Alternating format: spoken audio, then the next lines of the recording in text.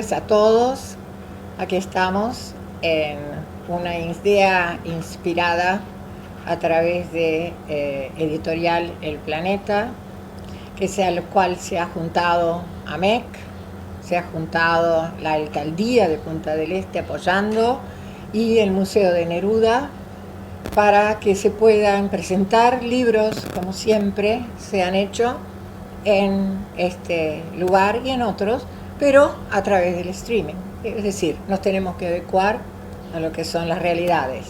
Pero los escritores, como parece que es el que presentamos hoy, sigue escribiendo y sigue realmente dándolos una enorme alegría, sobre todo aquellos que pintamos canas, y ni que hablar para los jóvenes, que también es una especie de legado cultural muy importante. Pero para mí, por ejemplo, leer este libro que se presenta hoy, que aquí lo ven, Las Crónicas del Tiempo Libre, que aparte un nombre precioso lo encontraron, nos remite a lugares a los cuales íbamos quizás ya con nuestros padres o de nuestros abuelos, y presenta una gama muy variada de las cosas que se hacían en el tiempo libre, tan diferentes a las del tiempo libre de ahora. Así que es un placer tenerte acá como siempre, y bueno, larguemos con el libro. Muchas gracias, un saludo para todos.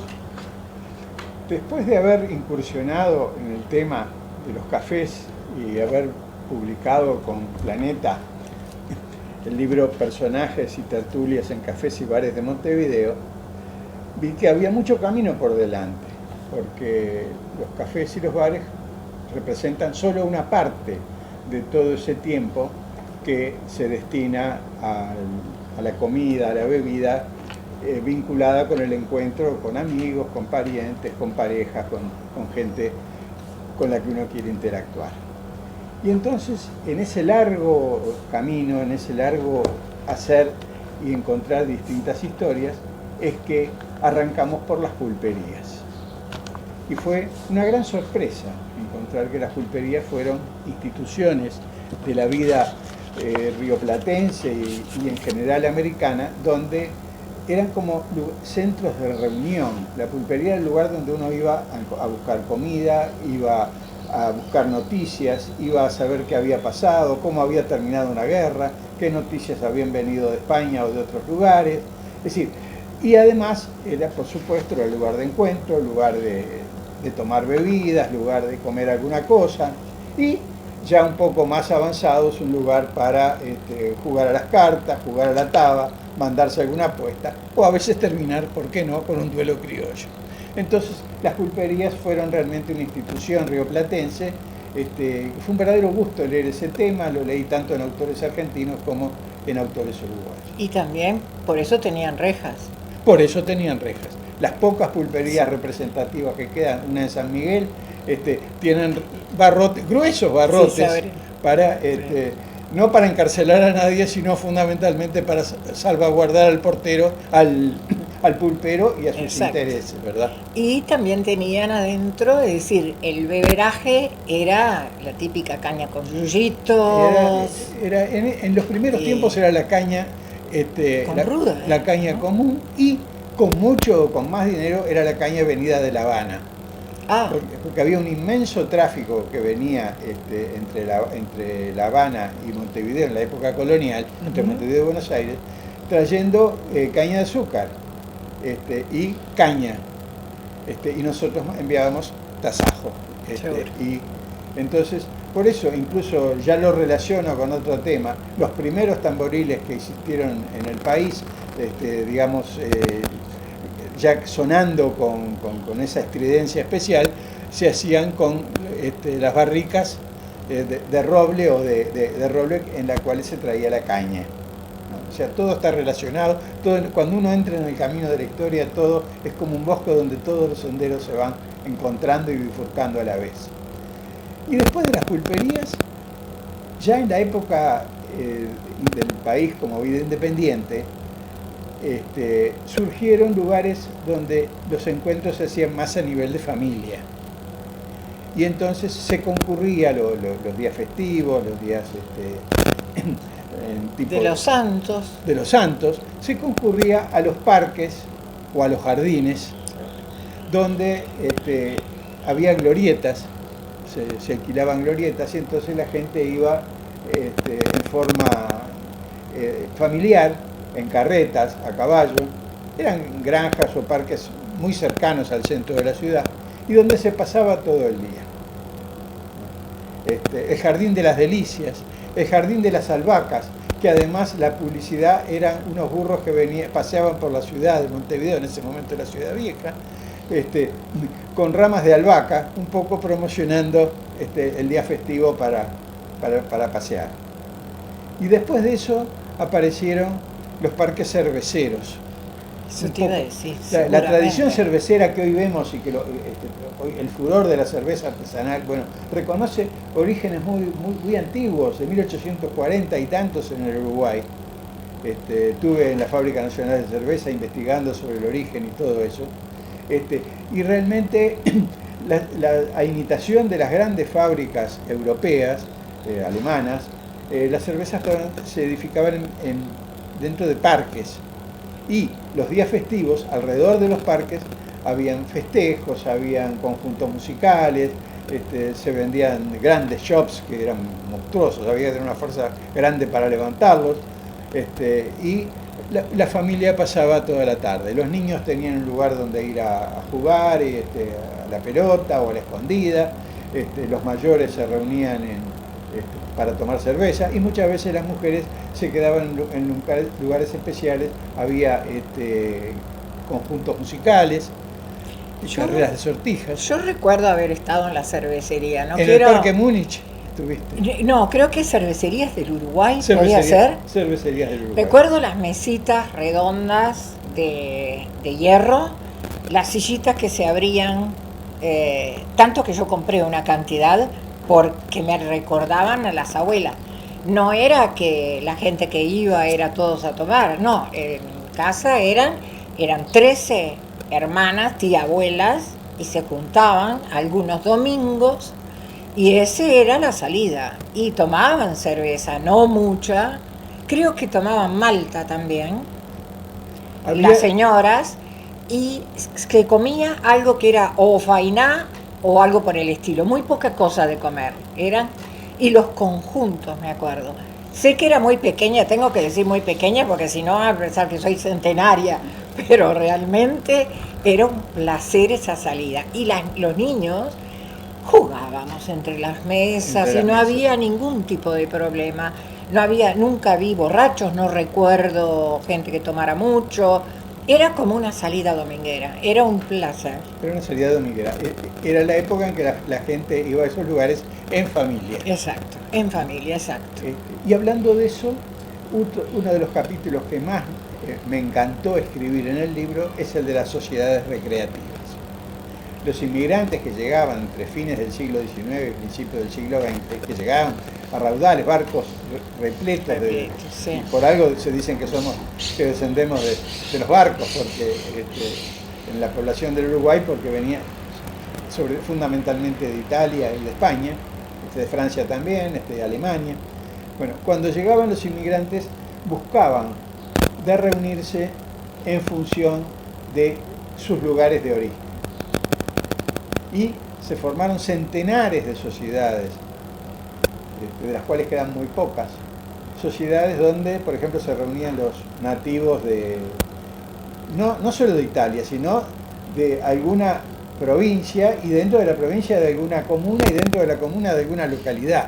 Había una que se llamaba de Atena Lucana, me acuerdo como si fuera el día de hoy, porque conocía a una persona que vendía pasajes a Italia de visita cuando estos italianos ya se instalaron, todos trabajaban en las granjas y vendían pasajes para Atena Lucana. Una vez fui a una de esas reuniones porque iba acompañando a la persona que vendía los tickets de avión de la compañía Varig, y en ese momento fue increíble la mesa que habían hecho, los manjares, los hombres todos sentados, las mujeres sirviendo, como bien comen Atena Lucana, y miraban un gran cuadro de Atena Lucana que tenía un monte y lloraban hacia el cuadro. Era, claro, el recuerdo era la tierra, el sabor de la Exacto. tierruca, Y, no de la y tierra estaban lejana, reunidos, ¿no? ¿no? Y qué placer para un inmigrante regresar después cuando ya había hecho la fortuna en América, ¿no? Era uno de los grandes placeres de... Por eso se luchaba mucho el inmigrante para poder regresar un día a su tierra, como por ejemplo, como hizo, esto será para un futuro libro, pero estoy estudiando la vida de San Román, el fundador del café Tupinambá, y fue especialmente a España a hacerse en su lugar de origen, a construirse su tumba, porque quería, y llegó, y toda la prensa de la época hablaba de el que había triunfado en América, ¿no? San Román, el que había triunfado en América. Y se iba a hacer la tumba. Parece una película de Almodóvar. Parece una película de Almodóvar. Realmente. Bueno, pero siguiendo esto, también otra forma de reunirse era por gremios. No por conceptos gremiales, sino por conceptos de formas de trabajar. Entonces se reunían había sociedades de panaderos, y dentro de los panaderos sociedades de masiteros, de panificadores, de distintas cosas, sociedades de carniceros, sociedades de productores de alcohol, sociedades, en fin, era los como carpinteros. Gremios, famosos gremios. Yo tuve oportunidad de acompañar a mi padre a una de estas sociedades de carpinteros nacidos en determinada provincia de Italia, ¿no? Realmente eso fue una emoción para mí. Yo era muy joven, tendría 13, 14 años en ese momento, y ver cómo cantaban y lloraban recordando los lugares de Italia. Bueno, creo que este capítulo de las sociedades recreativas le va a hacer recordar a muchos lectores y realmente los va a sensibilizar. Les dejo solo un dato. La principal sociedad que todavía queda, y es una verdadera república independiente, ustedes tendrán que saber cuál es. Yo no se los voy a decir. Pero es una sociedad que queda en la calle Boulevard Artigas, muy cerca del Faro. Debe ser, ¿se puede decir? No. Bueno, que los lectores lo adivinen o lo encuentren. Oye. Y de las sociedades recreativas pasamos, ya por el 900, al doble juego que había y la doble moral de la época. Por un lado, los elegantes cafés, el Tupinambá, el Polobamba, el Británico, donde iban los caballeros de levita y bastón. Bueno, el bastón siempre, no tanto por la vejez, sino porque daba un símbolo de... Y cuando no tenían el estoque. Y cuando no tenían... Bueno, ya eso ya era... Eso también. Era ser muy previsores. Eso también. Muy buen apunte. Y entonces allí se encontraban, y después de conversar de política, de filosofía, de artes, de letras, de las noticias europeas del momento, muchas veces algunos se retiraban para sus casas, pero algunos se enfilaban para el mercado. Voy a hacer las compras al mercado central, ¿no?, que quedaba atrás del Teatro Solís, y entonces por la puerta de atrás del mercado incursionaban en el bajo. Sí. Hay 2 capítulos en el libro que tienen que ver con el bajo, que creo que son muy importantes y que van a dar ilustrar mucho sobre el ambiente del momento, sobre los cafetines, los peringundines, todo ese mundo de prostitución que desapareció increíblemente entre el año 1930 y 1935. Y tampoco vamos a decir por qué desapareció. Vamos a dejar que lo averigüen. Vamos a dejar que lo averigüen, pero desapareció ese mundo del bajo, y se transformó Montevideo en una ciudad moderna. Había una denominación que era colmado. Colmado es una denominación clave, bien española. Es un lugar de baile y de canto, pero fundamentalmente porque de origen español. Mi padre estacionaba el auto en lo que sería hoy Linardi y Rizzo.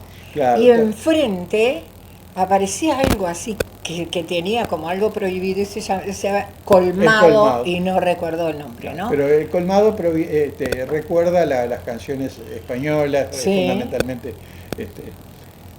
Pero muy buena observación, porque esto permite decir que una vez que el bajo desaparece, el bajo no desapareció del todo, el bajo se trasladó. A más abajo. Antes era de Buenos Aires para abajo y ahora se trasladó de 25 y después en el año 30 y pico se traslada de 25 de mayo para la parte norte, hasta el puerto. Seguro. Y los bares, los cafetines, los peringundines, las mujeres con amplios escotes en las puertas, con luces coloradas en el fondo y todo, eso se veía en esa parte de la ciudad.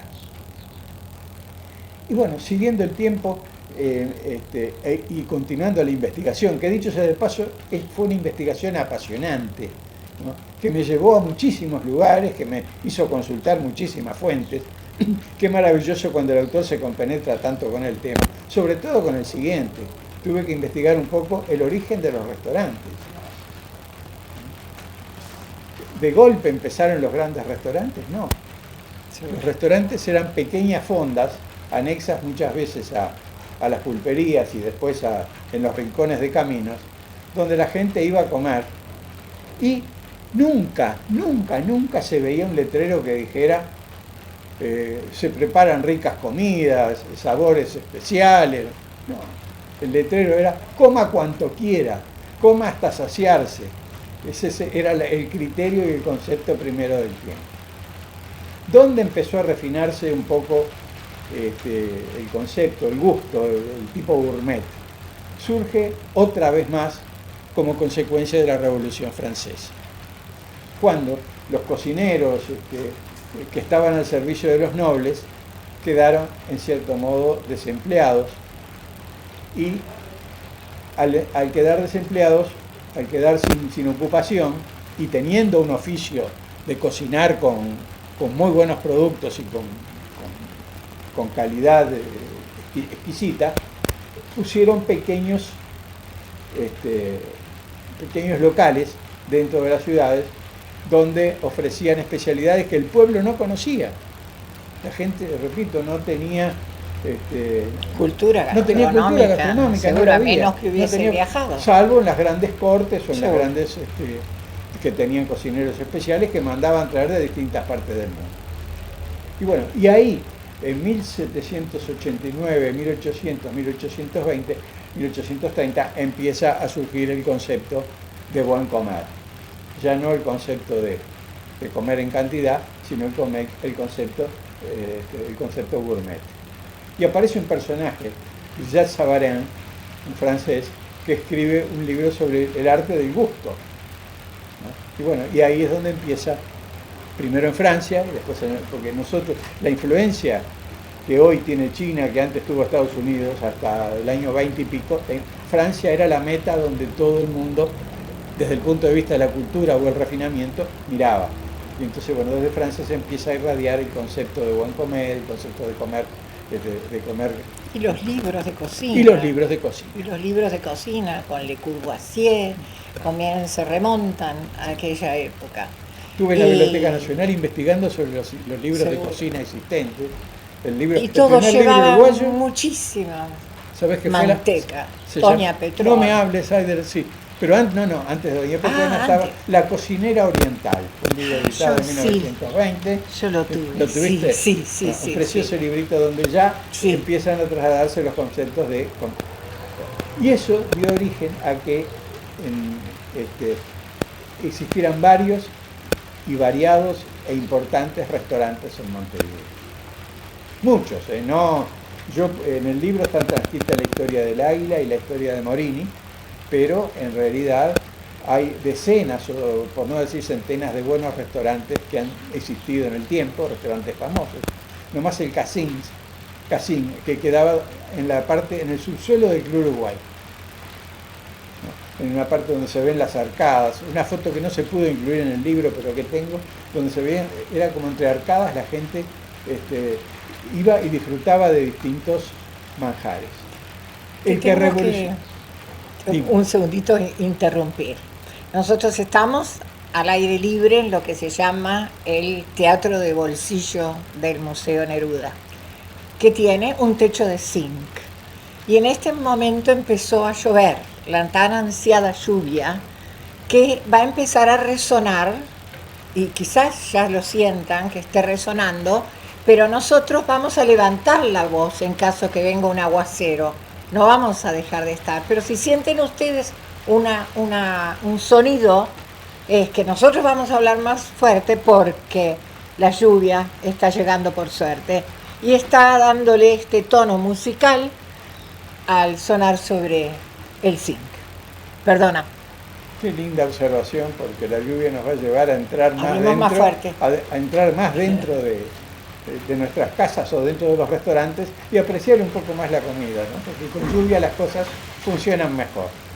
Y ahí viene la historia de los restaurantes, como les decía, el casino y otros tantos. En el Parque Rodó, un restaurante maravilloso que se llamó El Retiro, el Parque Retiro, que cuando pregunté, mucha gente hasta casi se pone a llorar, algunas personas que entrevisté sobre el tema. Pero yendo más concretamente a los que están transcritos a lo largo del libro, quiero mencionar a dos. El restaurante Morini, que funcionó en el antiguo Mercado Central, y el restaurante del Águila, no el Águila, sino del Águila. El restaurante Morini tuve un interlocutor de primera línea, nada menos que cuando yo, que fue como escribano, estuve durante 30 años o más, 35 años trabajé como escribano. En los comienzos tuve un gran amigo, un abogado, el doctor Solari, cuyo socio era precisamente Serafín J. Tomé, Chito Tomé. Y era nada menos que fue el último titular, el último dueño de Morini, ¿no? Que venía, un restaurante que había pertenecido a su familia desde el año 1854. ¿no? Que es, fíjense que Morini de 1854 hasta casi fines del siglo XX, ¿no? 1900 y tanto, 1990. Y bueno, tuve oportunidad de conversar, fue una charla muy interesante y también fue interesante lograr el concurso de alguno de los mozos, porque a mí siempre me gusta alternar las dos visiones, la visión de arriba y la visión de abajo, la visión de este lado y la visión de este otro. Y creo que el restaurante Morini resurge de las cenizas dentro de la descripción aparecida en el libro. Y el otro, que también es muy interesante, es el restaurante del Águila, del cual comencé por unos avisos antiguos en los cuales aparecía Café del Águila, no restaurante. Entonces, tratamos de ubicar a la familia Costas. Yo sabía que la familia Costas era la última titular, la primera en realidad, porque uno de los fundadores fue Arturo Costas y termina siendo también con la viuda y las hijas del señor Costas. Fue una verdadera investigación detectivesca a través de las guías, a través de los vecinos, para tratar de ubicar a las descendientes de la familia Costas. Y tenían dos platos que eran únicos y que la gente iba exclusivamente a comerlos. Por lo menos mi papá, que era el que nos llevaba, uno de ellos era el arroz águila, el arroz águila, que era maravilloso con trufas, y el otro era el omelette surprise, que venía quemado. Ese omelette. Y también había una especie de torta de mariscos. Sí. ¿No? La torta águila. Bueno, no hablemos de estas cosas que nos va a dar apetito. Nos están quedando unos 5 minutos. Y era una cosita más, pero que yo quiero decir, porque esto me parece muy importante. Sí. Era una forma distinta de comer. El que iba a comer al Águila o a Morini en 1950 o 60, no es como ahora que la gente va apurada y come y habla de 2 o 3 cosas. No, había que ir a comer. Era todo un rito. Había que sentarse, uno empezaba por una servilletas de este tamaño, pero uno empezaba por un copetino, o uno empezaba y seguía después con distintas especialidades y terminaba después no solo con un postre suculento como el omelette surprise, sino también que terminaba con ron o con algún licor. Entonces, claro, se dan cuenta que la gente no iba a trabajar después gustosa, pero sí a conversar y a resolver problemas importantes, como problemas políticos. Por algo los políticos tenían una sala especial en el Águila. Ahí se arreglaban muchos problemas que en la Cámara no se podían haber arreglado. ¿Qué pregunta me querías hacer? En tu libro que lo estaba mirando detenidamente, me encuentro de golpe con la confitería León d'Or, que no nos va a dar mucho tiempo, pero quiero decirte cuál es la relación directa que tenemos con el museo y la confitería León d'Or. Tú pones aquí los diferentes dueños que fueron Mir, la familia Mir. La familia Mir, una de las hijas de la familia Mir era Olga Mir. Cuando mueren los Mir, dices tú acá, se hace una sociedad anónima, entre los cuales está Olga Mir y su esposo, Alberto Mántaras, el arquitecto. Y yo ahora fui y saqué de atrás del museo sala dedicada al arquitecto uruguayo Alberto Mántaras, cineasta y fundador del Cineclub Uruguay, amigo y anfitrión de Pablo Neruda en Atlántida. Los documentos, manuscritos, hológrafos se deben a la familia Mántaras y Alberto Mántaras aparece ahí como dueño del León d'Or. Así que este bon vivant que se llevó tan bien en el barco con Neruda cuando se venían a Uruguay, era uno de los que aparecen en esta crónica, así que sí será completa. Bueno, los vamos a esperar todos los jueves, de ahora en adelante, a las 8 de la noche, por streaming, por esta red, digamos. Y bueno, y muchísimas gracias a Varese, que nos deja con las ganas de seguir leyendo. Pero para que queden con más ganas, le quiero decir que Selva, has interpretado perfectamente el espíritu por el cual escribí el libro. ¿Qué es lo que pretendo con el libro? Que cada uno de los lectores encuentre sus propios recuerdos. Perfecto. No, yo no escribo para mí, escribo para que cada uno diga, pero este lugar, yo estuve acá, pero con mi padre fui, pero lo que pasa es que en este lugar, acá me ennovié, acá conocí a la que fue mi señora, acá tuve una aventura, acá fue... Es decir, cada uno encuentre su propio recuerdo en las páginas del libro. Y es el rescate de la memoria local, de la memoria, que es realmente una maravilla lo así que has con hecho eso tú durante con todo ese letrero este que mostraste me has dejado plenamente satisfecho. Y yo quedé muy emocionada cuando lo leí.